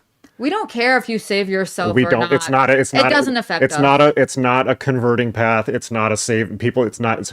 We couldn't save you if we tried, because ain't no one needs to be saved.